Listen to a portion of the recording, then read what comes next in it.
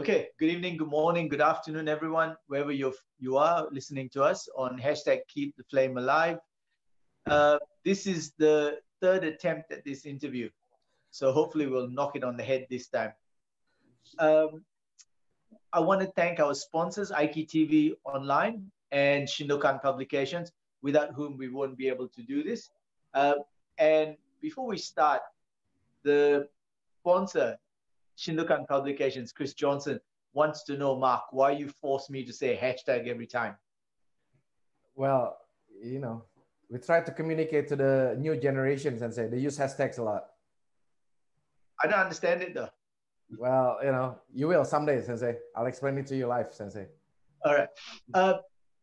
People, this interview is about 3 different instructors, and I will, in the interest of transparency, they all belong to Aikido Shudokan International, and they're all senior instructors in our organization. Each of these instructors has had different beginnings in starting a dojo. And we're going to talk about that because other people have experienced the same things or will experience it. And also, they have different models in how to run their particular groups. Each of them have a group of dojos. And so we're going to talk about that too. I'm sure it will come in interesting for everyone. Okay, first we have Tadashi Narita Sensei from the UK, Mark Hadiarja Sensei from Indonesia, Ramlan Ortega Sensei from Malaysia. Welcome, gentlemen. Awesome. Okay, so Ramlan Sensei, since you're the senior, we'll start with you. Why did you decide to teach? Why did you decide to start your own dojo? Basically, when I started Aikido, I believe that if I want to do something, I need to put my effort and time into it. The dojo that I train, it seems like they don't allow people to go more, and they try to suppress you from going up. So that's why I am forced to open up my own dojo so I can practice, I can start to find my own journey. So basically I need a place to practice and develop my own Aikido. Was that the only reason that you went off and started your own dojo? That's one thing, but another reason is like, to me, a sensei is someone that willingly, sincerely help the student to grow. So I've seen a lot of nonsense going on there. No one can, once you're higher belt, like you are not allowed to expand anymore. So it's like a dead end for you if I stay there. So, and I think by running my own dojo, I can start explore more and open up my mind into other wider scope of martial art rather than stick to one basic rules there. Okay. And Mark, why did you start up? Well, I finished my education in Melbourne in 1999, Sensei. And that's when I got my Shodan from Sensei Faith. And then I continued my study to China, came back to Indonesia in 2001, and tried to train with other Aikido style. It didn't suit me. There was no, the in Shoshinkan and Shudokan, And so came back to Melbourne, met you again. I think it was a Takeno Sensei seminar. Talked to you about it. I said, I want to train, but, I don't think I can train. And you gave me the idea, why don't you start one? So I did. So I went back to Indonesia, started a small community to train in my garden, in my parents' garden. Then from there, moved to the garage. Then from the garage, we moved to a fitness center that we rented, and we started from there. And at that time, the dojo was so small, and whenever it rains, it pours down, the dojo will flood, and we had to change from Aikido class to philosophical class. It means going to the nearest coffee shop and talk about Aikido. And that's how I started, Sensei. Yeah. Okay. And Ted? Yeah, I was already part of a dojo already back then. And then I went to train at your dojo, Sensei, as a dojo Tadashi for some time. And when I came back, I started doing my own private classes in the morning, 6 a.m. every morning. I only invited a few people. It wasn't really a class, but then I was training every day just to keep up with my training. And then gradually, as it went on, my first teacher, Andy Sensei, he wanted to kind of let go of the dojo. He wasn't more involved as much anymore. And in the process of that, I went again to Melbourne the following year to your dojo again, Sensei. And then when I came back, I got made redundant. And then there was a transition where he wanted to let go. I didn't know what I was going to do after that for my job. And the only thing I could think of was what am I really good at now? Maybe Aikido. And then I thought I'd give it a go of taking over the dojo, see how that runs. And I've never looked back ever since, Sensei. Okay, so I'm just going to recap, right? I'm just shorten paraphrase. Ramlan, you started because you had issues with your first teacher and you wanted to, the only way to progress, start your own dojo. Mark, there was no Shoshinkan based Aikido in Indonesia, so you started it because you had no choice. And Ted, you took over the dojo from your teacher and then you turned it into a full-time thing, right? So now comes the problem. Each of your beginnings have had problems inherent in it. Mark, yours, during the first Shoshinkan system dojo in, back then it was Shoshinkan, we were in the Shoshinkan, right? Being the first Shoshinkan dojo, what were the problems? Because Aikikai is really big in Indonesia. Well, it was really hard because like when I started, I was shite and I was uke, you know, because you have to teach them how to fall properly and how to move accordingly, right? And I was acting both, you know, and it was hard, it was tough, you know. And then the first thing you have to do if you want to grow the dojo, you have to develop great ukes, you know. And I know like 2002, went back to Melbourne again, trained with you again, and then you gave me the idea of, hey, why don't you bring me to Indonesia and we have a seminar, then we can try to develop more people there, you know. But then at that time, I only had like 2-3 people on the mats, you know, and I had no idea how to do it. Never organized a seminar. I've seen it. I was involved in it in Melbourne, but you know, never organized it myself. But then I said, "Os," and that was November 2002, and you came March 2003. So before that, one of my students cut all the VHS, your VHS video, and compiled it into one VCD. At the time, we still had VCD. And then I went around to all the Aikikai dojos. I called all the black belt sensei. I said, please support me. You know, I want to showcase my sensei. We do Shoshinkan Aikido and I want to introduce it. I'm not trying to poach your student or anything like that. We just want to introduce the art. And when you came, we got 100 people on the mats in Jakarta, 100 people on the mats in Bandung, and they're all Aikikais. Yeah, and there was only like 1 or 2 students of mine that came. So yeah, that was the first one, big, really big one. Yeah, and I was MC, I was shite, I was uke, I was translator, and yeah, all that stuff. You were there. It's really hard starting from scratch when no one knows what it is. Yeah. Yeah, it was really hard, and also you know I became the benchmark of what Shoshinkan is and what Aikido Shudokan is, you know. And I didn't want to disappoint you because you told me, Mark, keep this, you know, remember this. That's your logo. And yeah, take care of it. And I tried to take care of it since 2001. Yeah. Okay, I'm going to come back and ask you a question in a second. Yes. Ted, you took over from Andy Hobday Sensei. He had one style, you have another style, different personalities.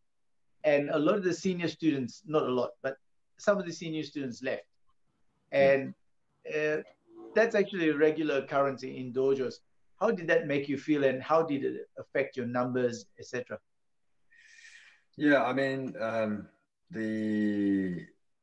in terms of the numbers, it quickly dwindled quite quickly. And how did it make me feel? to be honest, I wasn't quite sure how I was feeling. I didn't know what was going on. I couldn't understand why the numbers are going down. In my head, I had one mode of training, which is how I trained at your dojo. And what I thought was good was to bring your culture and how I know to train in your Shoshinkan Aikido back to our dojo. I thought that was the right thing to do.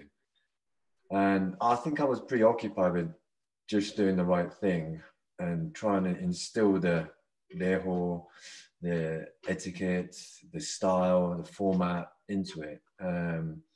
And some students, you know, embraced it and took it on, and it was good. And the others just simply maybe they felt uncomfortable. I never had that conversation with them. They just start to disappear.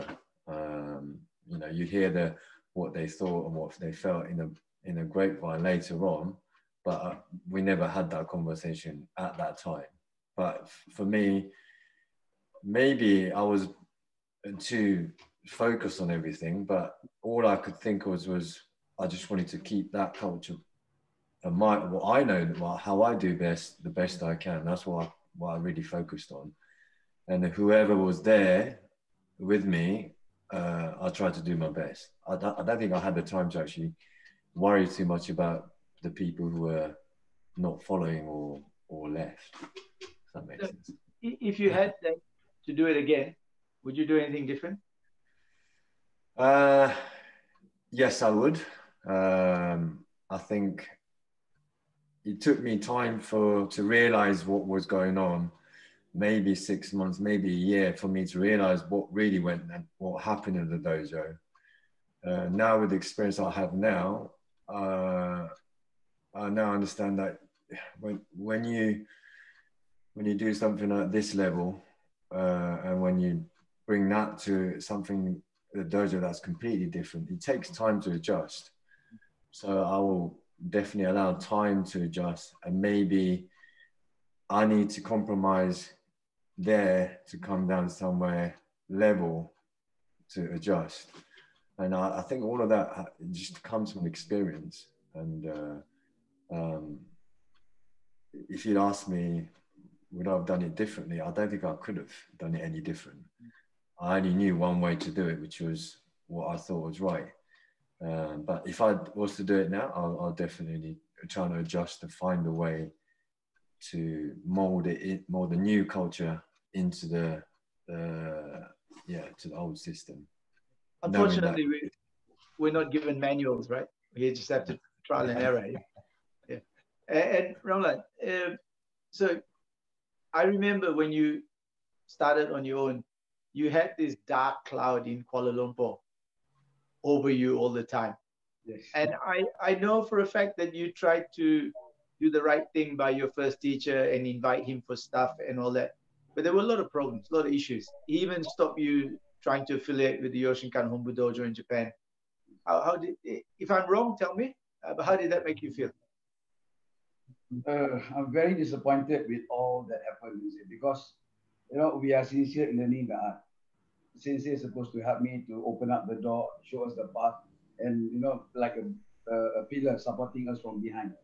So it's really tough for me. I have students from the ex-dojo. Some are senior to me, left and joined me. At that time, I'm only a shodan, but I have Midam, Sandan come and join me. And they train with me. We train among ourselves just to find our path. I even tried with join Akikai, I joined everything. The only time that I'm settled down is when I knows there's a dojo in Seremban run by Hadiarja Sensei. Nobody in Malaysia knows that Aikido Shudokan in Seremban exists. So we were fed with wrong information that they are the founder, they are this, they are that. But Wing Chun master come and call me and said, "Hey, Ramlan, there's a dojo in Seremban, this old man teaching." So I traveled all the way down to Seremban. That's where I started under Aikido Shudokan in 1998. And Thambu Sensei support me all the way until now. Okay. And interesting you say that people don't Aikikai people in Malaysia acknowledge Thambu Sensei as being the father of Aikido in Malaysia, but Yoshinkan people don't. No. That's a strange thing, right? So the histories, people change the history to suit their causes. Ma, how do you feel about people saying that there's a dojo in Jakarta that's the first Yoshinkan dojo to introduce Yoshinkan to Indonesia? How do you feel about that? Well, when I heard about that, you're allowed to swear if you want. It's okay. Yeah. Yeah, well, when I heard about that, I said, fuck that shit, man. Come on. You know, they should get the history checked. You know, I mean, if you buy the old Total Aikido book, my name is there, you know. But for me now, it doesn't matter. You know, I'm not trying to get some acknowledgement or anything like that, you know, but they should get their history checked, Sensei. You know, because we, you know, back in the days, when there was no toll road between Jakarta to Bandung, and then that toll road was built in 2014, and you've been coming to Indonesia since 2003, and we had to go through the mountainous roads, and it's only 2 lanes, one going that way, one going this way. So if you want to take over the car, you have to take over the other lane. And we work hard, Sensei. You know, we work hard to introduce Shoshinkan in Indonesia. You know, we went everywhere. We went to Medan, we went Bandung, Jakarta, you know. But if they cannot acknowledge that simple thing, I don't know, Sensei. That's why we're in Aikido Shudokan International, Sensei. Yeah, it's a big problem, and that's why I've started. This is an advertisement here, but I've started the Pioneer series. Yes. I've interviewed David Lynch Sensei from New Zealand, and then I'm going to interview people who've introduced Yoshinkan system to their country, and if they're not alive anymore, I try to interview their students. For me, it's important to, you know, Takano Sensei once said to me, never forget the history. Yes. And I think people are forgetting that. Yes. So, you know, my way of rectifying it, yeah? Okay, so now we move on to the models, yeah? Each of you seem to have different models in how you run your little organization or your group of dojos, whatever you want to call it, yeah? Ted, you mainly focus on schools, yeah? Can you talk about that, please? And how you got started focusing on schools and running that? Yeah, so when I was even running when I took over the club, we always known that the most difficult bit is the adults, to keep the numbers in the adults. But I quickly kind of figured out with just teaching adults, not going to be able to pay the bills. So, and then in Nottingham, where we have the dojo, there's at least 3 other big dojos that have students of 100 plus in a very, you know, relatively small city. So I was already up against those hurdles already. So I had to do something different. And then the quickest way for me to kind of get to teach the kids was to go to schools. So I started doing something called After School Club, which is an aftercare for when the school's finished. And then if the parents are working till late, it's another outlay to look after the kids. And then I started doing the classes straight after school, in one school, another school. And then that's how I started to spread the numbers. And it worked pretty well. So anything between 10 to 20 kids will stay from my class after school. And then what I started to do was, as well as that class, I started to plonk a dojo in a community center where nearby the school. And then I put another day on later in the week or in the evening. And then I started to recruit them to come to extra classes. And that's where I started to really develop the dojo culture and stuff like that. But at the same time,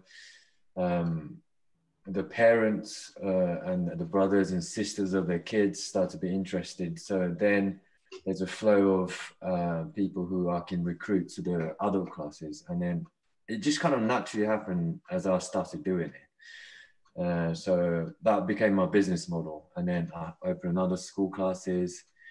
And then I always approached the schools, other schools around the area as much as I can. And then generally I have 1 or 2 schools near the dojo where I can recruit my adults and kids from.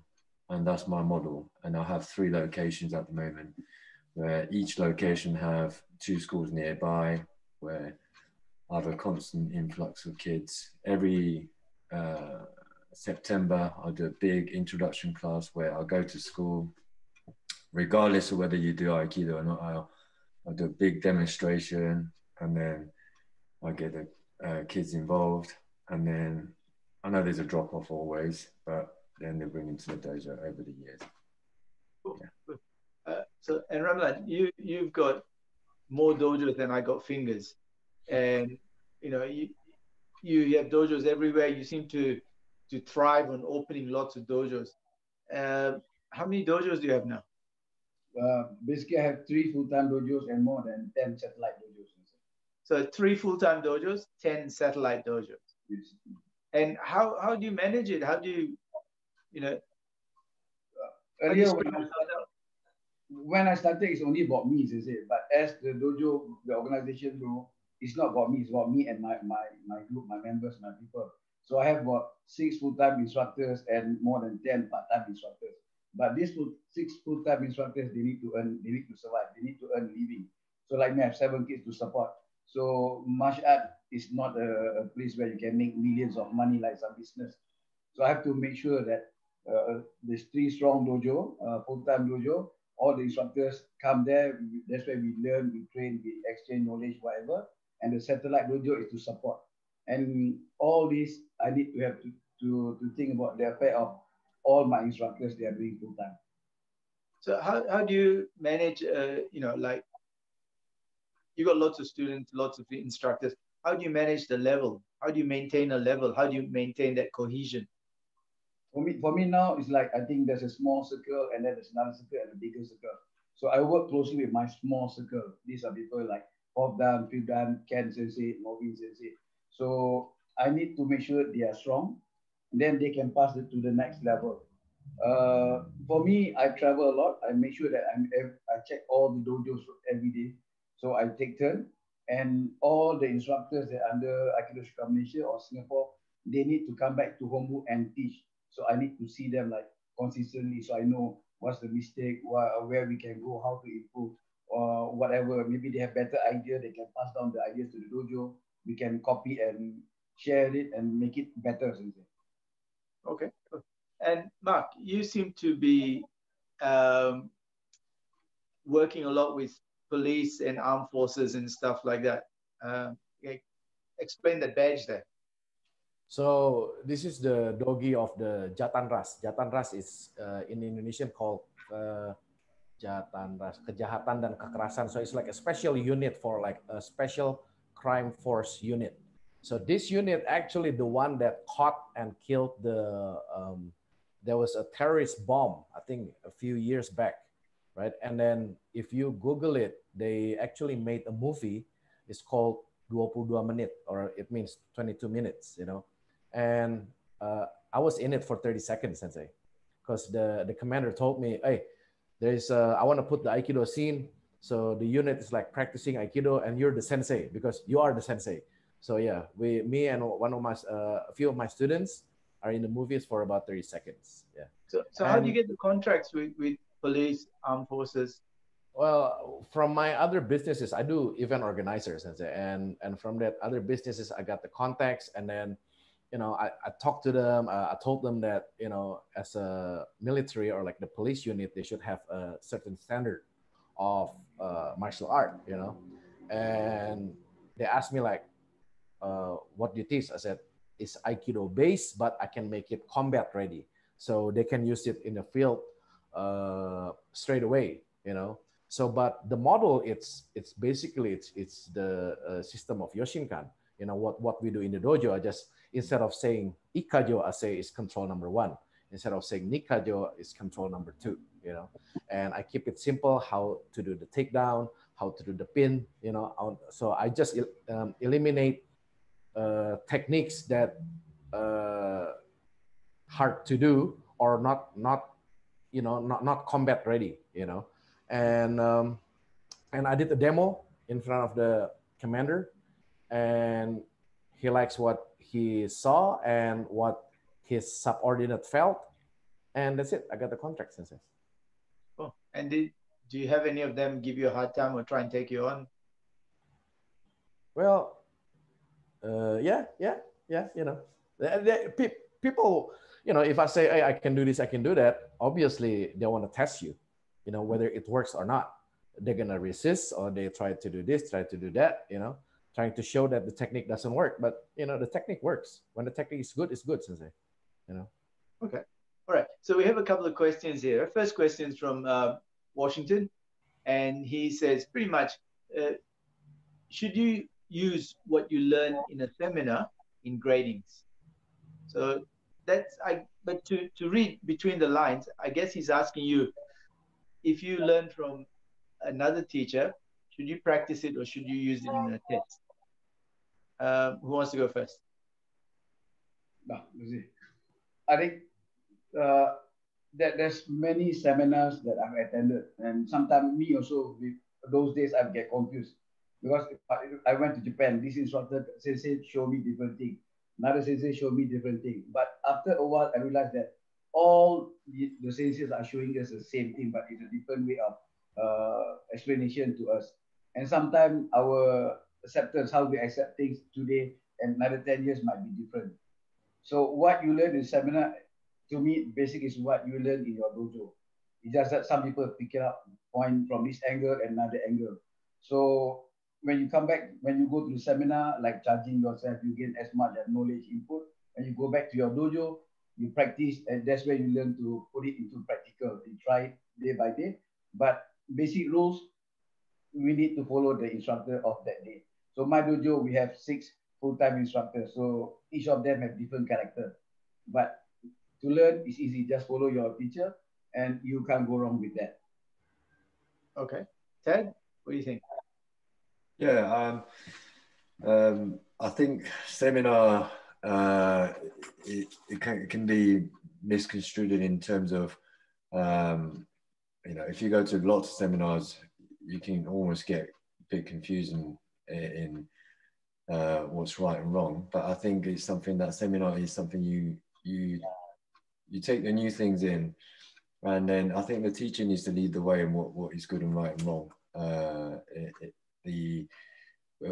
I think it's up to the teacher to bring it into the class if he deems appropriate, and then otherwise, I think if it was to be a new thing, that's something you need to employ, I think the teacher needs to see if that is effective for him to use, and he needs to buy into the idea as well. And whether it should be done on a test, I think again it's up to the instructor. If the instructor is teaching by then this is the way it's done, then I think it should be done that way. Otherwise, I think when you're doing the grading, if someone is doing something completely different, it doesn't correlate to what other people are doing on the test. So I think there's a fine line there. Okay. Huh? Yeah, same answer as Ramlan and Ted. Yeah, you have to check with your sensei, you know. And I mean, it's great. You learn a lot of things in a seminar, you know. Take all the good things, and yeah, check with your sensei. And Washington, train more. Okay, here's my take. Everything is level based. Yeah. At the beginning level, you only understand the technique. You don't understand the principles. As you progress, you start to understand the principles. Then different versions of the same technique make sense because the principles, they're all adhering to the same principle. So it's a step-by-step, level-by-level thing. So, you know, one more thing, and you know, if we think of Aikido as a journey, we need to navigate. And your teacher is the North Star. Your teacher is the star that's there all the time that you can navigate by. People who do seminars, like me, we're like shooting stars. Looks nice, but you cannot navigate by a shooting star. You just enjoy it, take what you can, but navigate by what your teacher says. That's the main driving force in your education, is your teacher. So Washington, do what you're told to, and like Mark said, train harder. Okay, Ramlan, this question is for you. It's from Rob Rosa, none other. He's calling you out. He says that you're not the main person in your dojo. He wants to know who is. Actually, that is my secret, Sensei, but since someone bring it up, I got no choice. I'm stuck here. I'm sorry, I wasn't meant to say Rob's name. Okay, then I wouldn't get him when he comes here, Sensei. No worries. Okay. All right. From day one, I have someone that always like next to me. She follow. It's a she. She follow my journey from day one. So can I say a shoulder to cry? And maybe that might be the right word also for my own personal shoulder to cry. So she knows everything about my journey in Aikido. She knows the way I think. She knows my mind. She knows everything. Because of Europe, I have to announce official. Her name is Emma Sensei. She handles everything. Even you can ask Mark Sensei. Sometimes you have to coordinate for Indonesia also. Am I right, Mark? So, hey, she's much better than Google. Yeah. So I always talk to her sometimes to get some idea. So for example, if I throw an idea to 10 person, I get 10 different answers. At the end of the day, it's me. I need to pick what is the best and what is the right one for everything. And I have to be responsible for my action. So I owe a lot to Emma Sensei. I owe you also, Rob, when you come here next time. Okay. And by the way, Emma's Ramlan's wife. He didn't mention that one. Yes. Okay. Now, I'm not going to talk about the teaching yet. I want to talk about you, okay? You guys. Each of you came to Melbourne, and each of you like trained really hard. So, you know, Ramlan, you first trip to Melbourne, your belt went down 2 notches. Mark, your last trip to Melbourne, you were sick as a dog, you tested, etc. Ted, I remember your first trip here. You had the shakes in, you know, during the class. Your last test here was the most horrendous test I ever seen in terms of pain. It was an amazing test, but I felt your pain. So I want you guys to talk about your difficulties and overcoming them. Ted, you go first.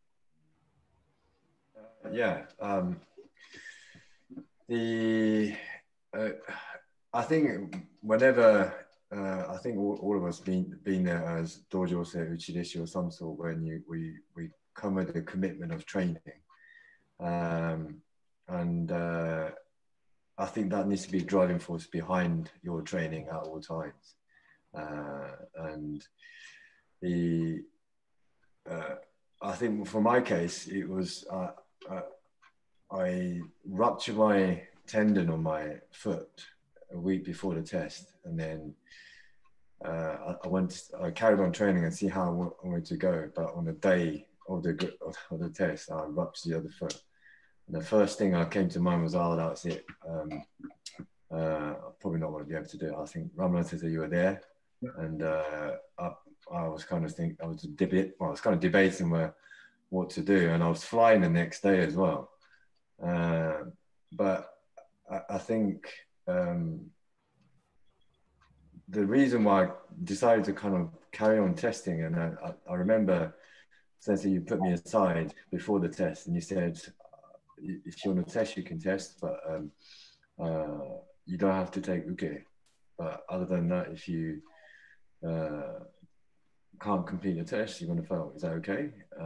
And I said, boss. And then at the time, what I decided to carry on with the test was the reason why I came to the dojo in the first place was to learn the art the best way I can.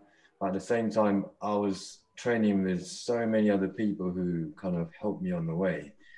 And there is a bond and everything that goes with it as well. And I didn't want to let those people down, and I didn't want to let myself down either. And I wanted to, if I was going to fail, I wanted to fail by doing my best I can. If I was going to fall flat on my face, so be it. Yeah, I think that is my driving force behind that one. But yeah, I don't know if that answers the questions I say, but yeah. Right. Ramlan, you? Also, I think I've trained in many dojos, but to know what is Shudokan, I need to come and train directly under you in Melbourne. First time I went there, I remember you called two guys, you said grab left and right, and I can't move. So that's where I opened up my mind. That's why I keep on going every year. So to me, it's like going to Mecca. Once I go there, I get my 100% concentration in training. Culture is you do it 100% or you don't do it at all. So that's what keep me going on until today. If people get it easy down the road, you're going to quit. But you work hard for it, you push us all the way. That's why we are still here. And to me, there's no ending to that. Okay, Mark, you? You know, we say os all the time, you know, and then in your previous interview, you're saying that you're supposed to say it like with intent, you know, and os means to persevere. And you know, even though like Ted broke your ankle or something or your tendon, and then I was sick and that kind of stuff, you got to keep going, Sensei, because I don't know, I'm pretty sure we preach on the mat saying, oh, don't quit, don't give up, don't quit, don't give up. But then if I say that and I quit and I gave up, then what's the point? I'm a hypocrite then, you know, so naive. So that's what made me keep going to Melbourne then. And also what Ramlan said, the feeling, it's our Makkah, you know, because we can go there, concentrate, train, and bring back that great feeling back to our own dojo, Sensei. Okay, so here's a question. Yeah, in the past, if you want to learn, like, okay, I wanted to learn, so I went to Japan. The first time I went in '83, I stayed in the dojo for 3 months. The second time I went for 6 months, but you know, I trained a lot, but there was no place to stay. Those two times were probably the best times of my life. If I ask Robert Mustard Sensei, the time he spent in the Koganai Dojo, best time of his life. Same with Jacques Pai Sensei and all this. Things have changed now. Now, if you want to learn, you go to a seminar. So you guys have done both. You've been to many seminars. You've come to Melbourne. You've gone to Japan, all of you. So what are people who don't do the dojo stay or immerse themselves in the dojo culture, what are they missing out on? Okay? That's a really difficult one to say, but many things. Is it necessary? Yeah. It's not necessary. I don't think in modern life, none of these things are necessary. What we're doing now is absolutely not necessary at all. But it's, if you want to take the art that little bit further, then I think it is necessary. In many ways, really. You know, it says that you sometimes say you need to walk the walk and talk the talk. If you want people to believe in what you preaching or what you're teaching, then you need to be able to have done what you are doing. And I think that's the bit that all of us that we just spoke about, and the experience of the hardship is what we talk about, and that gives us our ability to empathize with the students of what they are going through. So when we are shouting and pushing them through their training, we all been there. Every single one of us have been there, been through that pain. So we can actually not just talk, but we can feel what they're going through. And that allows us to be A, human, and B, allows us to push to their limit as well. And we're not just blindly saying do this, do that. We all been there. So I think that's really important in terms of being a teacher. I think or become being a leader or the head of the dojo. I think it's really important to have experienced that. Ramlan, what do you think? I think it's very important, Sensei, because if not, we might as well learn from video or watch YouTube nowadays. I think we need to be a student before you can be a good sensei. It's better to be a good student rather than be a lousy sensei. So student come first. You go through that. I tell my instructors, it's not about looking at their movement. You need to be able to sense their feeling. But if you never go through the process, how can you reach that level? So it's easy to push people, but talk is easy. Everybody can say, yeah, do 1,000 push-up. But you yourself never go through 10 push-up in your life. So stop being hypocrite. If you want to be a good, true sensei, believe in the art, believe in yourself, you need to pay your due. The due is you need to push yourself. You need to go through that. So I go to Japan a few times because I want to see I want to make sure that I know what's going on in Japan. And I go to your dojo all the time because I get what I want. So unless you are true to yourself, you cannot be a good teacher. Huh? The term uchideshi means living in the student, Sensei. I mean, I think once you explain it to me, it's not about just being in the dojo and living in the dojo, but we actually can learn and understand your school of thought, Sensei. Like why do you do this? Why do you do that? And just from, I mean, I've never been an uchideshi. I've stayed at your dojo about a month and a half. I think the longest was 2 months. But then I learned by observing.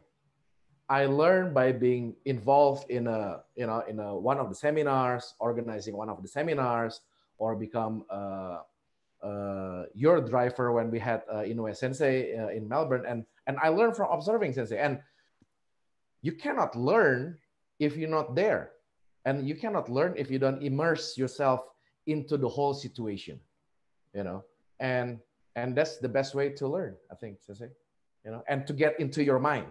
Yeah. So now I have a problem now. Like sometimes when I do seminars, I fly in on a Friday, teach Friday, Saturday, Sunday night or Monday, I'm out of there. So there's no interaction with people, and I'm missing that. When you guys are in Melbourne, or even when I come to do seminars at your place, how often are we sitting up till 2 in the morning talking? We have lunch together, we have dinner together. Not just me. When you guys stay here, people in the dojo take you out. You're sitting up late at night talking to them. It's that interaction, and I miss that. I think if we just fly in and out, we're just teaching technique. Yeah? We need to interact with the students a little more. I know it's hard, but it's what I'd like to do in the future. Okay, so now, that was your part of your hardship, yeah? There's a lot more. There's a lot more hardship that you guys went through.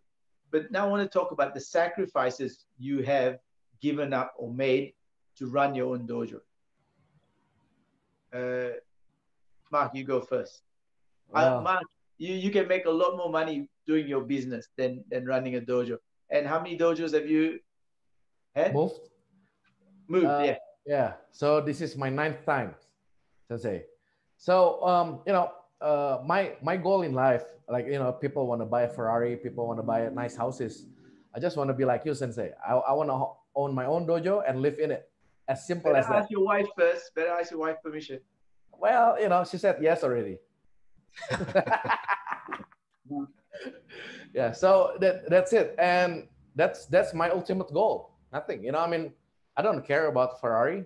Maybe I like an Impala, but I would love to have my own dojo and live in it. That's it, and teach Aikido until I don't know. Yeah. But the sacrifices you had to make to keep doing it. Why?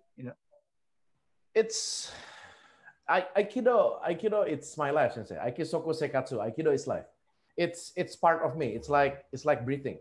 I don't think I can live without doing Aikido. It's just weird, Sensei. you know, and I cannot explain it better than that, Sensei.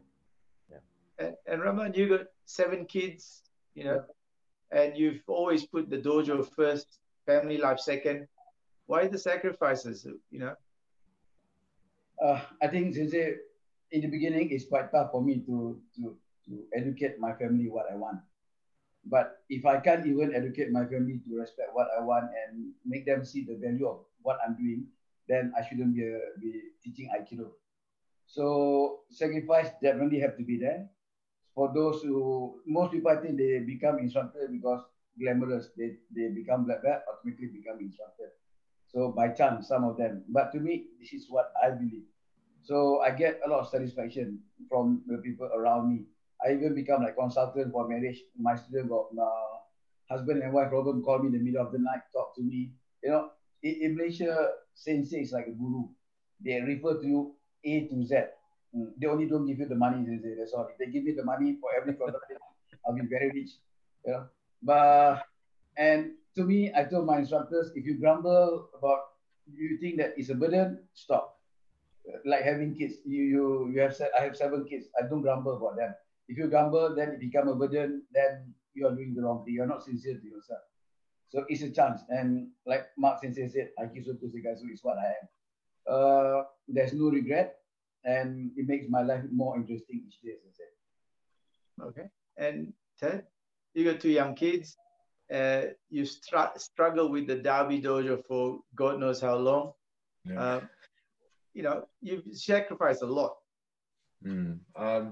I think the other Ramlan Sensei and Mark Sensei pretty much summed it all up. I don't think any of our martial artists doing it for money. To anyone who's watching this, if you want to make this a career for money, then it's definitely a wrong job. You know, you can probably do phone call sales business at best pay you better than this. Yeah, we just do it for the love of it, really. You know,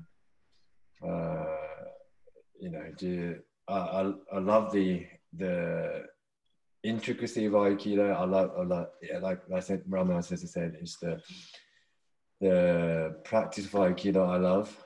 I love teaching, and then also practicing with my senior students after class or whatever that might be, to explore that new areas. So whenever you go to a seminar, we bring something back, explore all of that process. If you don't have the students to do it with you, then you can't practice.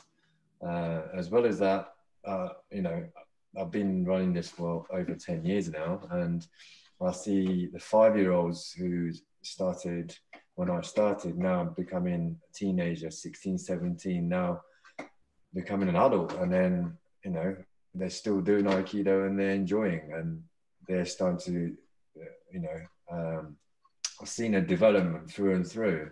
And, you know, that the fact that the Aikido helped them all the way, you know, you can't really put a price on that one.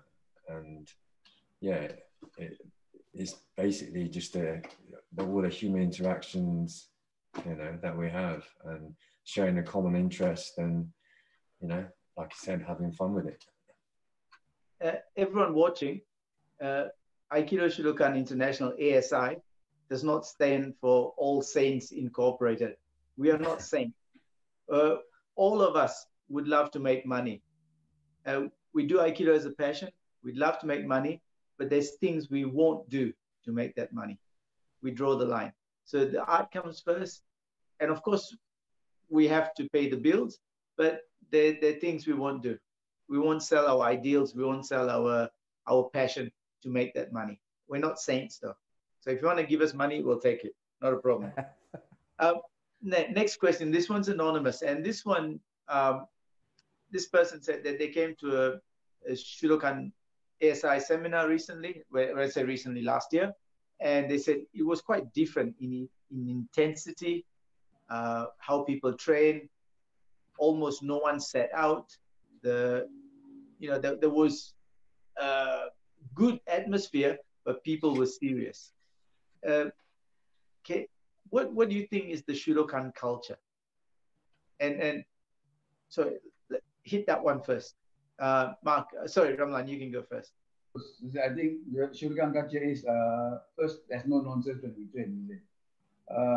We are not there to talk 1 hour on the mat. So no one talk, no one teach in the dojo except the instructors. Based on my experience, those days when we conduct seminar in Malaysia, Sensei, I try to approach some other dojo to come to get numbers. So I approached some Shoshinkan school in Malaysia, some Akikai school. But after a while, I noticed that they don't come to our seminar. Because why? They can't stand the way we train. They like to, what we say, hoo-ha on the mat. They laugh, they tickle, they do whatever they want. But our system, Shudokan system, instructor shows something, you train. We stick to the basic. There's no hanky-panky stuff on the mat. But now, I have 100 plus 200 students in the seminar. All these are Shudokan products. They train, they're happy, they like it. And after seminar, I ask them, what do you think? They say, oh, this is what we want. They want more of it. But the difference is, if I talk to our Shudokan product, they will tell you they like it, they want it, and they keep on coming. But other Shoshinkan, they said, from their face, I know they are not, they can't take it. They don't want to suffer. They want to have express way to get their dance. In Shudokan, you have to earn it, you have to work hard. So the culture, that's the most important, is no nonsense when we train. Huh? Well, we're serious, but we have fun, from the inside, we don't show it on the face when we're on the mats, because we're serious about the art, and to be good at the art, you have to train it, and you have to go through all the process. Sometimes you bleed, sometimes you fall wrongly, and maybe backache and that kind of stuff, but you have to go through all that if you want to be good at it, Okay, and Ted? Yeah, it's the same things to say. No nonsense, hard training, however you want to put it. I think all of our dojo have the same culture there. All of us like to work hard with it, serious with it, but we like to leave all the laughing and everything outside of the mat. We're not a bunch of thugs. We just like to be pretty serious there, and it's a culture that's maybe unique, but I don't think it was unique back in Japan back in the days. Everyone back in the days did train like that before. Maybe the modern culture makes it a little bit more fun, YouTube-y kind of things, but maybe I don't know what the answer for that one, but yeah, I think we maybe in a nutshell, we train like the old ways of Japan. Okay, guys, part of what a lot of people have said is that in the Shudokan, we have a lot of good ukes. So Ramlan, in your dojo, you got heaps of good ukes. Novin, Kent, your sons, heaps. Farid, all these people. Mark, you got Arif, Aldo, and a host others. Ted, you got Rowan, Lucas, Max. Even the small Shudokan dojos have got good ukes. What are you guys doing that I don't see? I go overseas sometimes and I have trouble throwing people around. I have trouble doing a demonstration. I have to cut down how fast I go, or no surprises. Whereas if I use your guys, I don't have to worry about that. What are you doing that other dojos aren't? Well, we practice more, Sensei. I remember you told me you want to be good in Aikido. Don't do like jogging, doing fitness. Do Aikido. You want to be a good uke. Be more uke. Ask the seniors to throw you around and fix on your falling. And grab a couple of beers and start doing ukemi on concrete, because if you can do it on concrete, then your ukemi is good, and that's how you do it. And I don't know, in Indonesia, we try, after class, we have that playtime, we throw them around, try this technique, try that technique, and then they get used to it, Sensei. Ted, Yeah, I think that like Mark says like the playtime is really important. The structure of the class is obviously designed for the mass, but I think if you want to be really good at uke or ukemi, you have to do the extra bit. Yoshikan syllabus itself, you don't actually do jiwaza until the first kyu, but Shudokan syllabus, we start from very early stage in a broken down version of jiwaza, which is set movements. But I think that's really important in terms of creating a foundation of and a stepping stone into having a good uke. You know, I've had people argue that that's not the way, but I think that's the right way. Even for my kids level, first thing, if any of my new kids, whether they're 5-year-old or 6-year-old, when they come into my dojo, first thing they do is tumble, roll, roll. And then it's like a conveyor belt system where just kids are just rolling. And then I get them to used to roll, get on their heads and roll. And then they might not be able to do it first time like that, but after a month, 2 months, they'll start to get used to it. And then for us, I think all of our Shudokan Dojos that's one of the first things we do. There isn't a class that doesn't have ukemi or anything that involves a roll or throw. And the kihon's there, then we finish with oil, which is the applied, where you explore that bit. And I think whenever anyone steps into our dojo or anyone who watches YouTube and stuff like that, what they want to see is what they see on the YouTube, the dynamic the style of the flow of Aikido. And that's what they want to. So somehow we have to provide that. And I think the easiest way to do is get them doing what they're meant to be doing. So yeah, I can't stress the importance of ukemi and having a good uke. I think, as Mark said, the playtime after the class is very important. I have instructors like Yondan calling juniors, maybe even at 4Q level, come up and train. The senior always try to push the junior. They slam them to the maximum that they can cope up, not until you damage them, but you need to keep on allow them to explore. So they are not afraid to take uke for higher instructor. So you go slow, and once in a while you slam. So they get used to that kind of feeling. Then they get stronger inside. Most of us stronger on the mind, but physically, the mental, inside the heart, they are weak. They're always afraid to come up and take uke for higher instructor. In my dojo, once the class over, the instructor step off, the student, they still continue for another 10, 20 minutes, maybe 1 hour. That's where they have more chance to improve themselves. They're not afraid if you allow them to explore it. Of course, sometimes they hurt themselves, but as part of training, we just need to keep on encouraging them to come back more, and that's why we get good cases. I think, Sensei, if I can add, I mean, I think it's part of the Shudokan's culture. The main instructor wants to better themselves as shite, and you want to better yourself as shite, you have to have a better uke.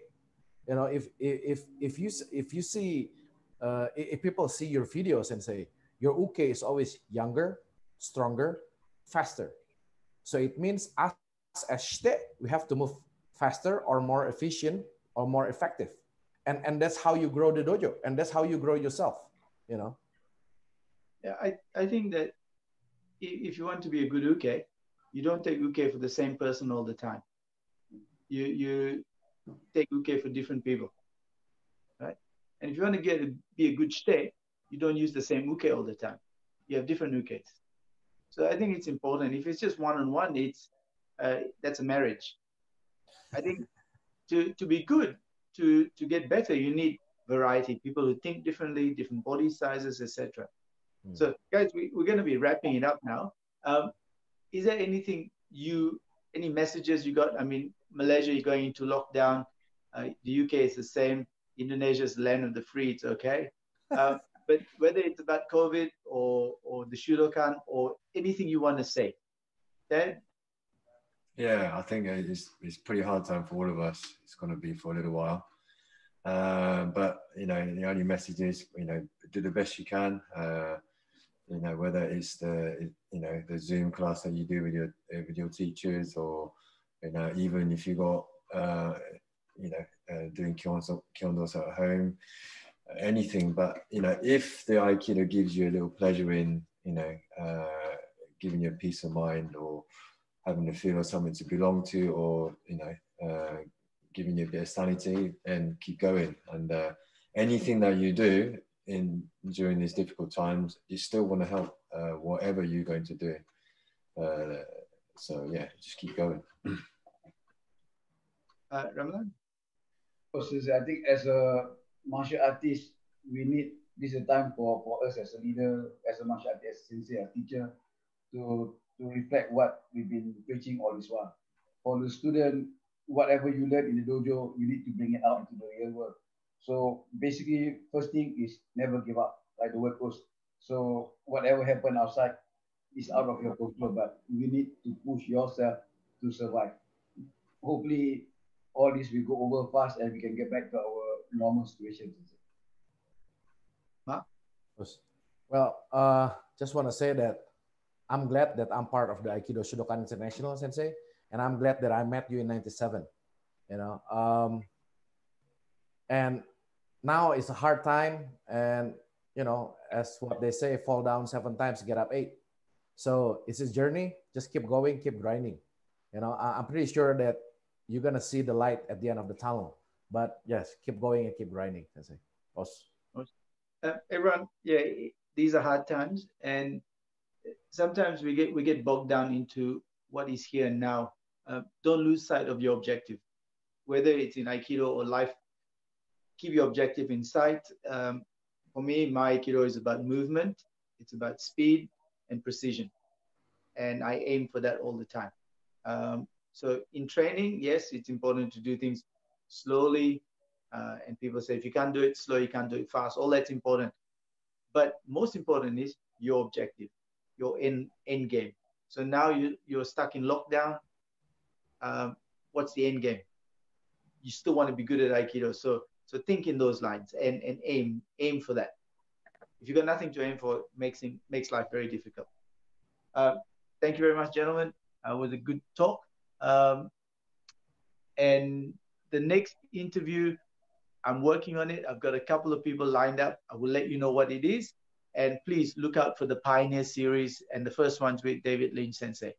Again, thank you very much, everyone. Thank you. Stay strong, stay safe. Os.